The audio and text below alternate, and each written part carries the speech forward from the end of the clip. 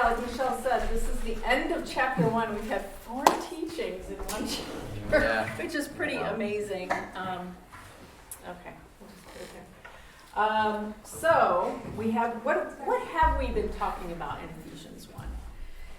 Yeah, Paul has been laying out who we are in Christ. He's been trying to show us what our identity is in Christ, right?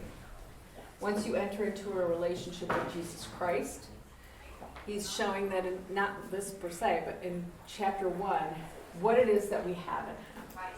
And so, what was that? Oh, okay. Okay, so number 1, Paul has been laying out all these wonderful gifts and blessings that are ours who trust in God. You may be thinking to yourself, just as I did many years ago, before I believed in Christ, what does Jesus Christ have to do with these blessings? Why do I have to have Christ in my life to get blessings from God? What's the connection here?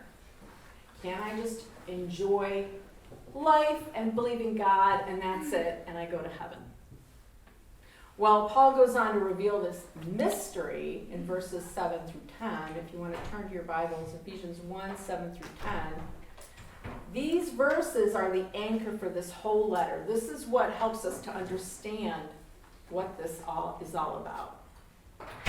It says, in him, that is in Jesus Christ, we have redemption through his blood, the forgiveness of our sins according to the riches of his grace, which he lavished upon us in all wisdom and insight, making known to us the mystery of his will, according to his purpose, which he set forth in Christ as a plan for the fullness of time, to unite all things in him, things in heaven and things on earth. So in other words, because of the sacrifice of our Messiah, Jesus Christ, his blood poured out on the cross, when we count this for ourselves, we come into a relationship with Jesus Christ and we are a free people. We are free from the penalties and the punishment of our sins. And not just barely free, but we are abundantly free. We are completely free. He thought of everything. He provided for all of our needs and everything that we could possibly need in this, letting us in on these plans that he took so much care to lay out before even time began, right?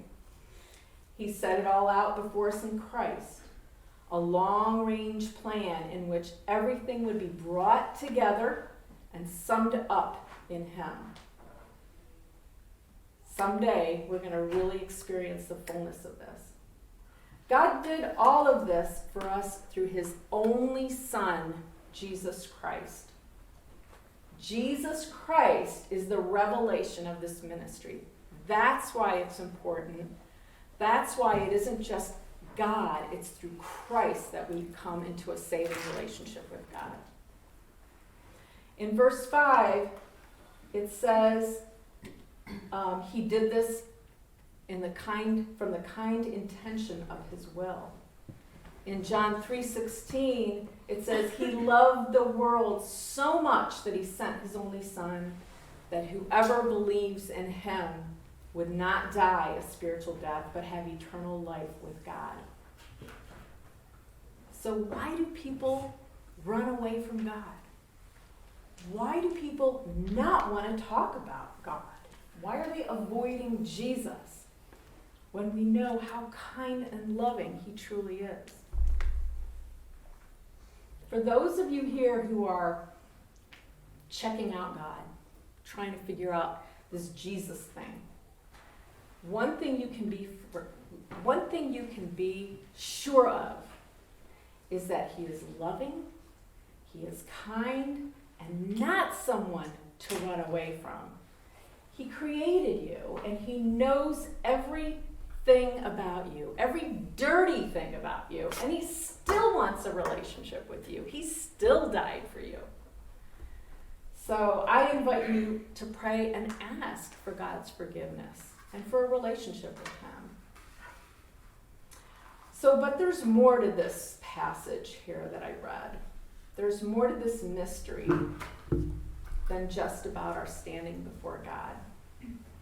He talks about that at the fullness of time, he will unite all things in heaven and earth.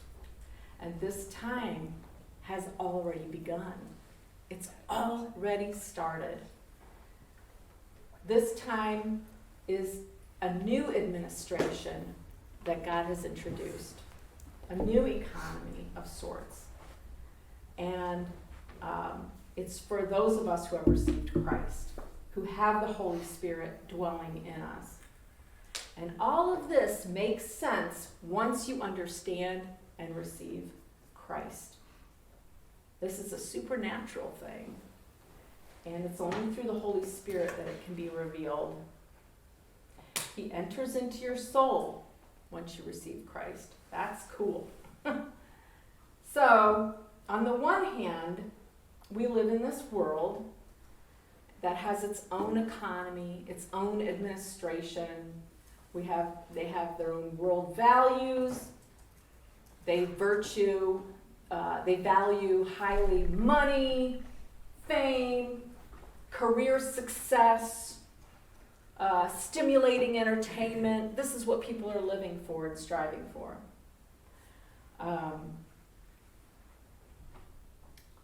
And on the other hand, we have Jesus's economy and administration. He came to establish eternal values to strive for. That of true love and true freedom and peace beyond our understanding. The Bible tells us that God's administration will triumph over the world's administration. Yes, right? And it's up to you to make a decision which administration you're going to work under.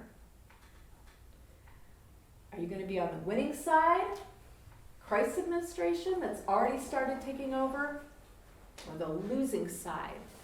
The losing side, the way they rule, is to try to control your behavior. They want to own you. They want to make you fall in line with what they want and what they believe and what they value. They don't care about your heart.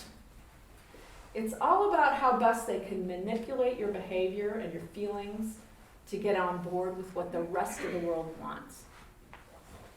The way of God's administration is that you're not required to do anything, to jump in line, because He's going to change your heart. He wants to fill your heart with His love that you're yearning for, that all of us yearn for. He wants to fill your heart with the feelings of, well, I don't even know if it's feelings, it's truth, right? True freedom, so that you can become the person that God had designed you to become in the first place, to be free of fear. This world's administration uses fear and death, fear of punishment for not measuring up, right? Because that's what the world uses to control. The trademark of God's administration is not fear, but love.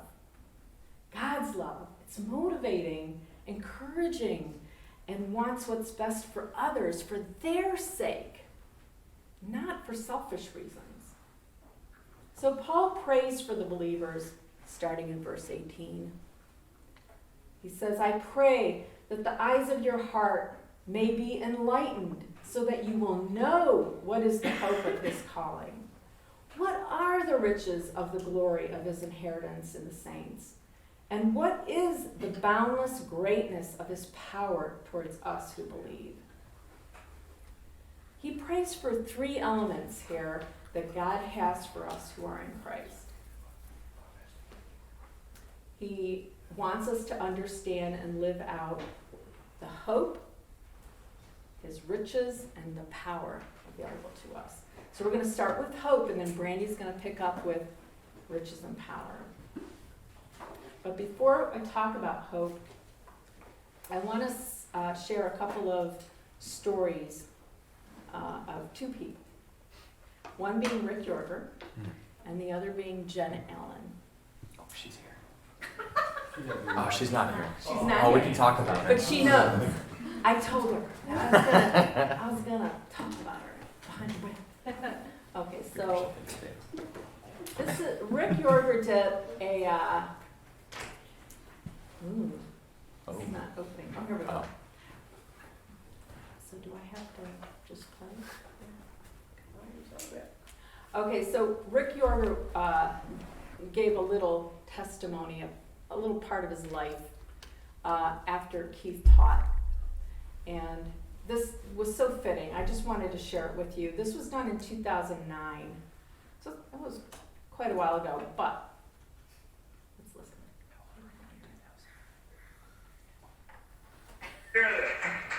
Calm down here, Rick. Can you hear that? Yeah. What's your papa squad over here, man? So Kyle is interviewing. All right. Yeah, let's talk smack. How old are you, Richard? Oh, I'm about ready to turn 52, man. 52? When do you turn 52? Oh, that'll be November 21st, about the day after my insurance runs out on my old job. Oh, your old job. My old job. When did you have your old job? I had kind of a mind-numbing experience on Wednesday. It was weird. Yeah, they basically let me go at my work, man. About 20 other people that day too, and I lived out, 6 waves of layoffs and stuff. But this year, this week, it hit me. How long have you had this job before you lost it? Almost 15 years. 15 years, and they just let you go like that? Yep. Did you have any warning at all, maybe? Just the normal undercurrent of the economy and all that good stuff. That's how everybody feels in the United States these days. The American dream is probably pretty much a thing of history. It's hurting big time. Although, don't you feel like there's kind of like hope because of the stock market? Yeah. Not me. Well, you being just above middle age, barely. How easy do you think it's going to be to be able to just find a new job? Well, it's actually 3 years away from being a senior citizen. I know, it's a joke. Big joke. Which, by the way, is a drop in the bucket if you are looking at eternal life. But anyway. Yeah. So you think you're going to find a job like that, or? I don't know. I mean, like I was telling Katrina the other day, I've been trying to deal with things from a faith way of thinking, and I don't see any reason to change that, because he's taken care of us all this time. I mean, I've been in Cleveland for, 15 years. Been through a couple jobs, but there's no guarantees that it's going to always look the way I think it's going to look. Yeah. I mean, I suppose I could end up in a trailer community or something someplace and be witnessing to those people. They got some tent cities setting up outside of town. Yeah. Check one of those. You like camping? That's right. I could be the tent camp evangelist or something. Yeah. Hey, you know what? That's the interesting thing that I realized through this whole thing is the timing is kind of really impeccable, if I can use that. It's like, we come off the baptisms and I see this friend of mine's, he realizes the love of Christ, okay? He becomes a believer. What friend? That would be Doug Kostiak. Oh, Make it today because he's going to have a 50th birthday today, which I'm going to do after this, but... Oh, that's Wow. interesting. What? How? Wait, so it's 50. When did he accept Christ? It was actually about a year ago, I think, but we really did we had some really good heart-to-heart talks. Just this month or so leading up to the baptisms, and it became really joyously obvious to me that he had received Christ. Yeah. And I was just like, wow. And so it was a combination of that, and then coming off the DMT retreat where you hear all kinds of brothers and sisters sitting there talking about all the ways that God is working in their ministries and stuff like that, and people are getting saved, and they're having this light bulb go off in their minds, a spiritual light bulb. as it were, and you come off of those things, and then you lose your job, and you're sitting there feeling a little numb from the word, the news, but then you're like, how much am I really bought into this? I mean, and it's to the degree that we buy into the world system, I think, that is very telling as to how much pain we're going to experience with that. I mean, I'm not going to lie to you. I mean, I am tied into the world system to a certain degree. I do put a certain amount of hope in that. Yeah. But at the end of the day, I really thank God, that He's given me this spiritual perspective. It's more of a long-term positive perspective that I'm with Him. I think you are like the perfect example of this, the new economy we're talking about here, and just how, you aren't able to put, your faith into the world. Because if you tried to, every time, you just would keep being let down. You keep being let down over and over again. Absolutely. Just like, I look at your life in the new economy, under what Christ is trying to do, and seeing how much He's blessing you, and just thinking about your friend Doug, accepting Christ at 49 years old, 48, whatever. Yeah. Like, that doesn't happen. No. Like, hardly ever. That's amazing that God's used you to do that. And then the fact of the matter is, because of that, I mean, there's been a joy that I can't even hardly describe. I mean, to see somebody come spiritually alive like that, and then when he gets in the Word of God, he's just like, you see the twinkle in his eyes that he's getting it, and so I'll trade my job if that's what it costs. I mean, I really will. I mean, I think it's going to be interesting to see what the Lord does, job-wise for me, but I can't sit there and just worry about that and live my life based on the fear thing.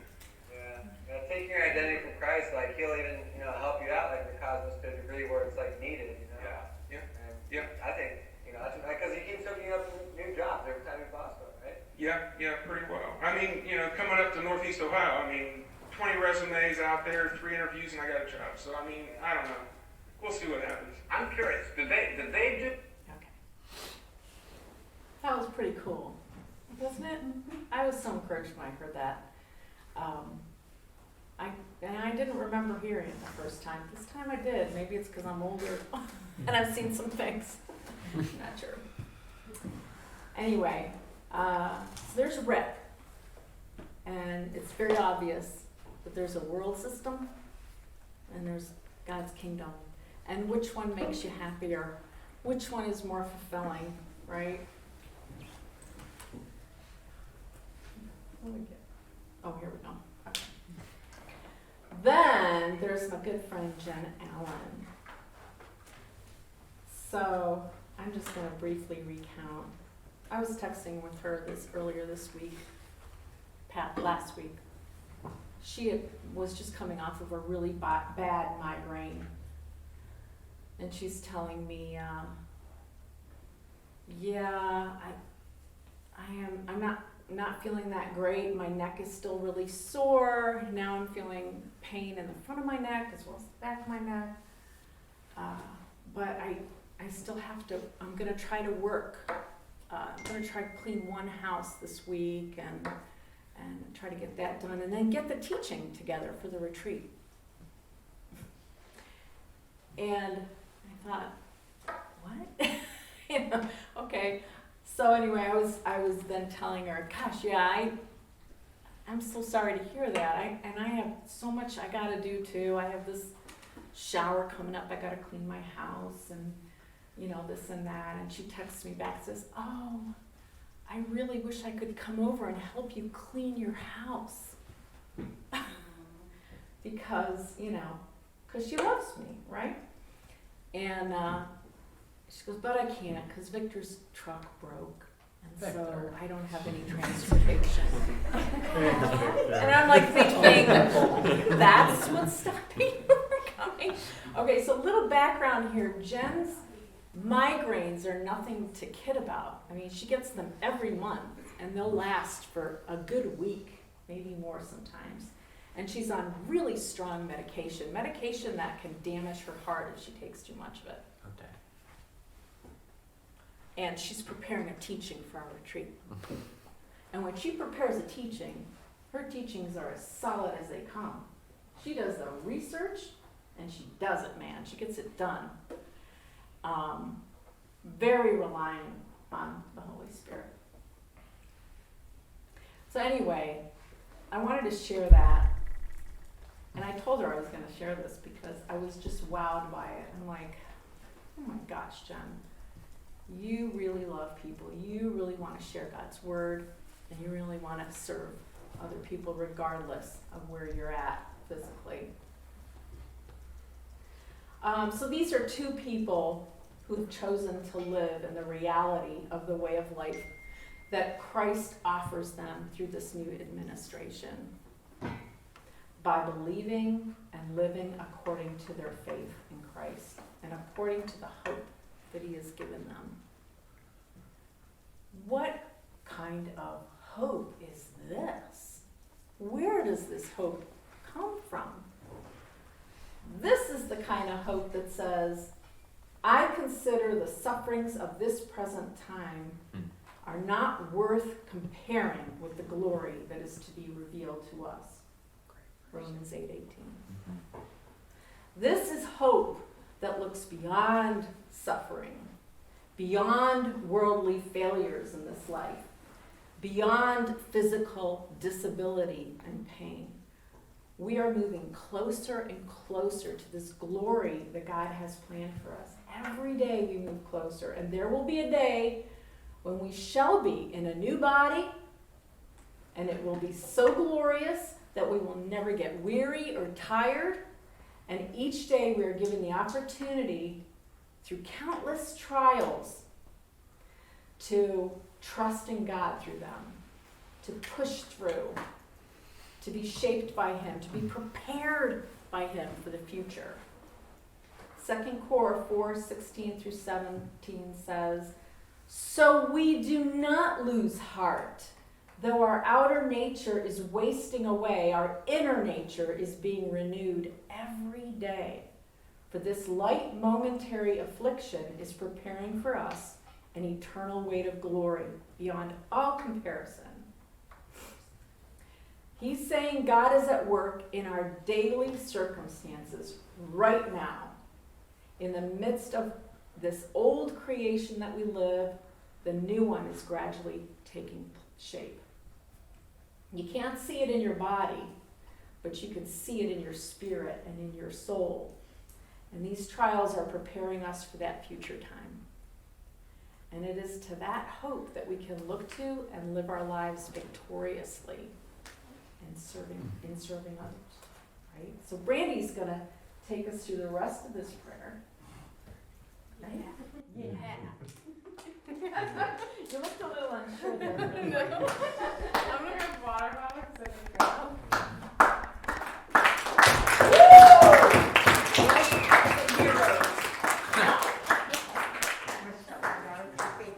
Does anyone need to stand up and move around or anything for me to get into their passage?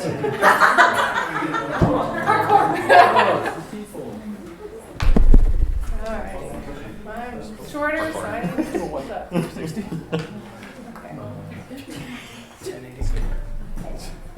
So I'm pretty much just going to jump into our verses. We see that Paul is here to encourage us to reflect on our needs. And maybe some of us have lost sight of God's truth and feel kind of empty. Maybe we feel like we don't have a purpose and we don't feel valuable. So Paul has these three elements to his prayer. And he is praying that our eyes of our hearts will be enlightened with the hope which he has called onto us and the riches of his inheritance in his immeasurable power. So Indre just discussed that first element with the prayer, with hope, and now I'm going over riches and power. So Paul is here praying that our eyes of our hearts will be open and know the riches of God's glorious inheritance in his holy people. So first off, we see how he says his holy people. So we know he's talking to the Christian community. And he's wanting us to see our value to God. So I'm going to ask you guys, when you guys came here tonight, did you feel the sense that you had a purpose? Did you guys feel excited coming here? I want to see a raise of hands and see, like, who did? Yeah, some people? Yeah. It's hard wanting to, like, coming and seeing, like, oh, I can be useful tonight. I can have this purpose in coming. Well, with these riches that I'm about to talk about, we have the opportunity to feel God inside of us. And we should be wanting to come, wanting to love and invest in people because we know that we are valuable. Yet if we're living in this old economy and motivated by the world, yeah. You guys see my picture of the cat? It's the whole animal theme tonight, pretty much. But if we're being motivated by the world, we're most likely going to feel numb, just like Rick said in his testimony. We're going to feel irritated, like the cat. We're also possibly going to feel this eagerness, even at Bible study, this eagerness to just, I can't wait till it's over. I just want to leave. I want to get back home, watch my TV, you know.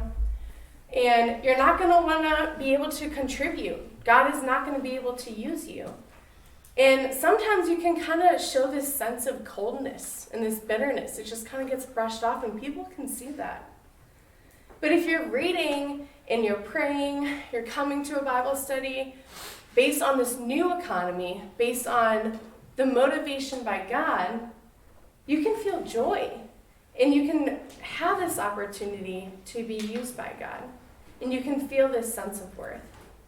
You're going to be able to experience God's love, which is going to help you be able to build really awesome relationships here. I know I don't always feel this way. About a year and a half ago, during when COVID was really bad, I was in quarantine for almost 5 weeks straight. Some things just kept happening. 2 days later, I had to go back into quarantine. And I was getting really depressed because I'm the type of person who will do 10 billion things in one day. I cannot sit still. I just go, and super functional, and I like hanging out with my friends, you know. In quarantine, I'm stuck in my room, can't go anywhere, can't go hang out with anyone, can't go do any of the cleaning that I want to do or anything. I'm just sitting in my room, and I was feeling very useless, and I didn't feel like I had any, purpose to do anything.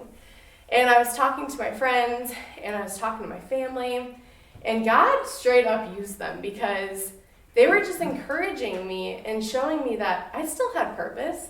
I could still FaceTime my friends, I could still text them, I can still pray for them, I could still read my word, you know, and I could still be used in investing in my friends.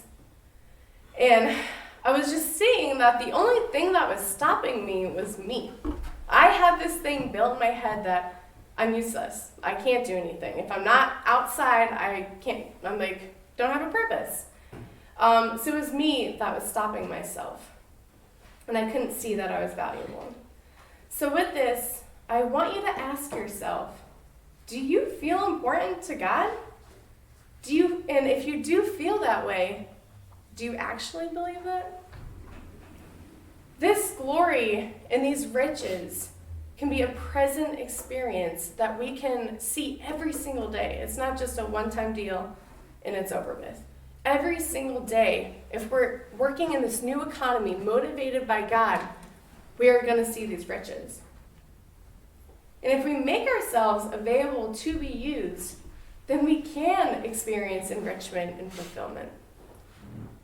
And if we keep ourselves from being open to God, maybe we are afraid. We are going to narrow down this experience. And our life is gradually just going to become numb. It's going to become gray. And if you are experiencing this, then you have to think about what is holding you back. Maybe you're in this position of just waiting for God to tell you to do something. You're not motivated. You're just sitting on your couch with your comfy blanket, watching your favorite TV show, you know, and you're just like, okay, God, what's going to happen? But we see that in the New Testament, it says that God is with us. So with that, reach out. Get up. Get off that couch. Go and do something. Do something that you're not used to. Get out of that comfort chair. And if you believe that you can have this glorious inheritance, then you're going to be able to come to the Lord and say, here I am. I'm willing. And I am available to you. So Paul is asking us to open our eyes and act on what we know. So with that, we're going to go to our last element in this prayer. And Paul is praying that our eyes of our hearts would be open to this great power. This is talking about God's incomparable power on your behalf. So until our eyes of our understanding are open to this, we're going to miss this huge part of the Christian experience.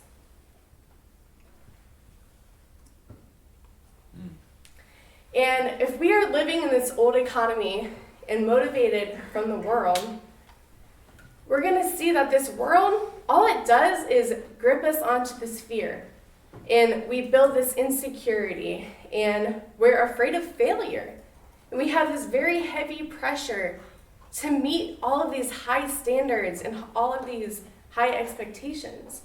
Because the world does bear on us all of these things. But the opposite of fear is power. So when you have God's power, that fear becomes weakened because power overcomes fear. And with his power, we can receive strength. We can receive confidence. We can have patience. And we can experience this relief of this pressure and this fear that we have in this world. So Paul's communicating God's power in length here because it is so important to us. So we are going to read this passage. Can anyone read this for me, actually? Yeah, thanks. That power is the same as the mighty strength he exerted when he raised Christ from the dead and seated him at his right hand in the heavenly realms, far above all rule and authority, power and dominion, and every name that is invoked, not only in the present age, but also in the one to come. And God placed all things under his feet and appointed him to be head over everything for the church, which is his body, the fullness of him who fills everything in every way. Sweet, thank you. So Paul is praying that we see this power, and he communicates this power in three different aspects. So the first one is how God raised Christ from the dead. And this is different from any other power, because when Jesus died on the cross, he sacrificed himself for us, for our sins, so that we can have a free gift of eternal life. And if you believe in this, then you have a relationship with him. So after Jesus died on the cross for us, 3 days later, he was risen from the freaking dead. Like, that's insane. We don't see that nowadays. That's just not even possible. And that's because this power isn't from an educated mind. It isn't from a leadership ability, and it's not from power of money either. But it's the power that God, and only God, has. So the second aspect of God's power is the ascension power. And it says in verse 20, and seated him at his right hand in the heavenly realms. So Paul is linking Christ's resurrection with his ascension. So God not only raised his son from the dead, but he also exalted him to the seat of power. And in Psalms 110:1 it says, the Lord says to my Lord, sit at my right hand until I make your enemies a footstool for your feet. So we must not think of God's right hand as a place, but we have to think of it as a symbol of authority, which goes along with the next aspect of God's power, and that is dominion power. So I want to ask anyone here who's an L2C, we just went over this past class, about the characters of God. Does anyone remember the character that goes with dominion power? Early test question. Omnipotence. Omnipotence or omnipotence, yeah. All powerful. Yeah. Sovereignty. Yeah, sovereignty. That was the one I'm mainly looking for. But yeah, both of those are really good. Good job, guys. You'll be good for your quiz. So we see for this dominion power, it says, far above all rule and authority, power and dominion, and every name that is invoked, not only in the present age, but also in the one to come. And God placed all things under his feet and appointed him to be head of all things of the church. So Paul is now concluding this beginning chapter of Ephesians by going in and explaining how superior God is and how he is superior over all things. He is the head of everything and everyone, which shows us that the church can overcome all because of this absolute lordship of Christ. And we also see in these verses that Paul states the fact that the name of Jesus is greater than any other name. So when you name a name, you're representing the resource with it. So we look at policemen, right? The policemen act in the name of the law. And the president acts in the name of man, in the people. And a salesman, a salesman at a car dealership, he acts in the name of the company. But here is a name which is above every name. Every name in the government, anyone on earth. He's far greater than any of us. And he's not just greater for now, he's greater for eternity. That is so encouraging to look at because he is the one with ultimate authority and power. He is the one who loves us, who cares about us, sacrifices for us, provides for us, and we can trust in him. So that is very encouraging thinking that he is the one with all authority. And Paul says that God is over everything for the church. He says in verse 23, which is his body, the fullness of him who fills everything in every way. So Paul goes into saying that the church is his body. So we exist and we function because of him. He is the head. And we obtain life from him. We're filled with Christ. We're filled by Christ. But not only by Christ, but we're also filled by his gifts and the blessings that he gives us. And that same power of God is available to us who believe. So in the mix of our struggles and our pressures, we can receive power to overcome those. So when you have a spouse or a roommate who's just irritating the heck out of you, you still have to love them, right? And that takes power to get in there and to fight for them and to continue to love them. What about kids? Kids are really difficult. They are a lot of work. They're really crazy. You need a lot of patience to be able to have kids. That takes a lot of power to have patience. Or when you're in distressing circumstances, like Rick in his testimony. I mean, he lost his job after 15 years. He was going through a rough patch. But then we saw he was able to say, I'm thankful. He was able to be grateful for his situation. And that is what Paul is talking about, this power to live as God intended us to live. So the call here is to bring the working power of God away from the past, but to bring it into the present. His immeasurable power is available now to redeem our sins, to renew our spirits, to reconcile our relationships, and to bring peace.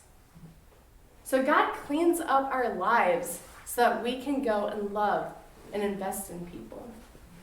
So stop being scared, stop withdrawing and putting up these walls.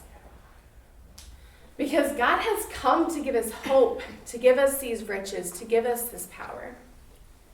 And this passage is perfect for us to see the vision of who we are and who Jesus Christ is and what he has done for us. So don't you want to be a part of this? If you do, then look into what you are receiving. Reach out. Allow God to use you. So that's pretty much it. Just to wrap up, I have a few discussion questions. I would like to share. I hope people would want to share. And if you have any other questions, comments, that's fine. But the first one is, what lies come into your head, stopping you from seeing God's hope? What are strongholds that hold you back from experiencing God's riches? And how have you seen the Lord's power work through you? So that's it. Anyone?